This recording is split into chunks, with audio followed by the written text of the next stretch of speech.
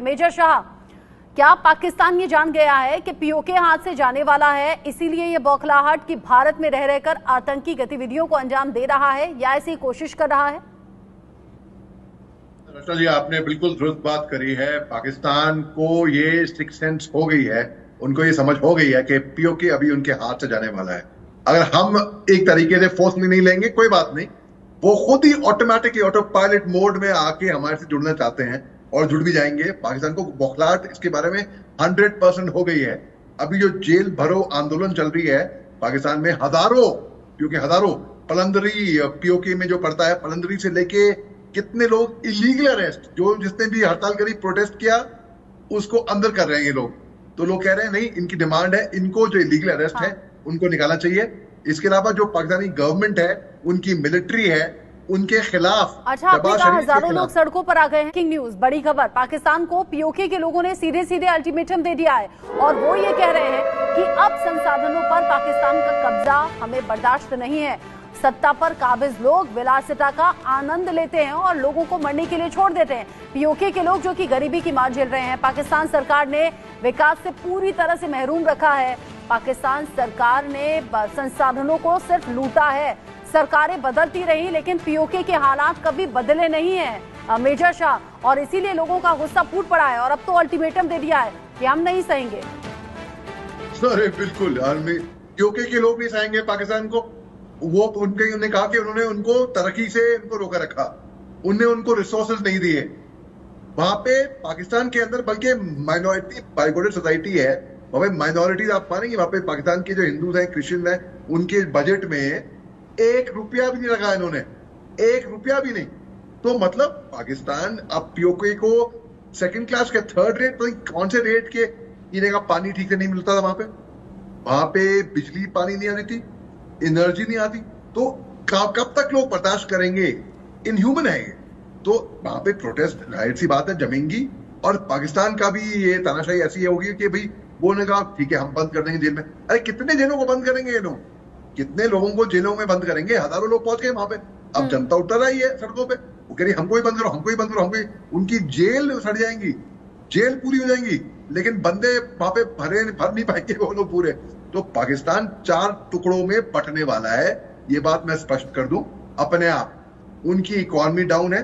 अभी उनके वजीर आजम गए थे चीन है, और वहां पर जी जिनपिंग से मिले, शहबाज शरीफ।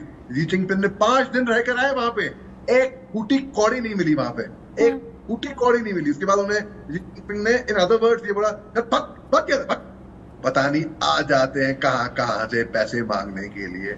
इस तरीके से सभी लोग इनको पकाया वहां से।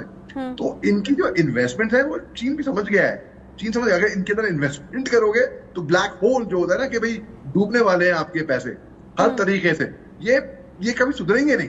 क्यों? क्योंकि ये लोग बढ़ावा देते हैं केवल आईटी को। आईटी यानी कि इंफॉर्मेशन टेक्नोलॉजी नहीं, इंटरनेशनल टेररिज्म, ये उसमें माहिर है। और कुछ काम आता ही नहीं इनको। टेररिज्म के लिए ही जाना जाता है पाकिस्तान। फिर भी जिद है कि सब कुछ रखना अपने कब्जे में है, सब कुछ जकड़ कर रखना है, भले ही भूखे मरने की नौबत क्यों ना आ जाए। मेजर शाह, बिल्कुल।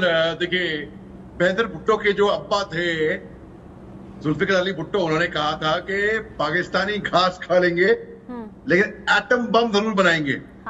आज पाकिस्तान एक न्यूक्लियर शक्ति है, मैं मानता हूं, लेकिन आप देखिए क्या हाल हो रहा है उनका। गरीबी में, भूखमरी में मर रहे हैं, तरस रहे हैं, तड़प रहे हैं, बिखरने की राहत पे हैं ये लोग।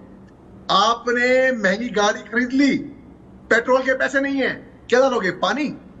आपने हथियार ले लिया, ठीक है, गोली बारूद डालने के पैसे नहीं है, क्या डालोगे? पत्थर।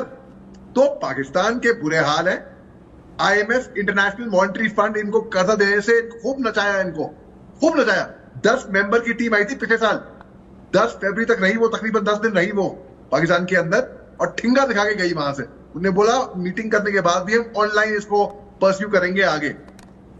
FATF की ग्रीन लिस्ट में आया था Pakistan, financial action task force के ग्रीन लिस्ट में। सिंध प्रोविंस, जो जनरल साहब ने भी बताया, सिंध प्रोविंस में इनके सिविल वॉर हो रहे थे।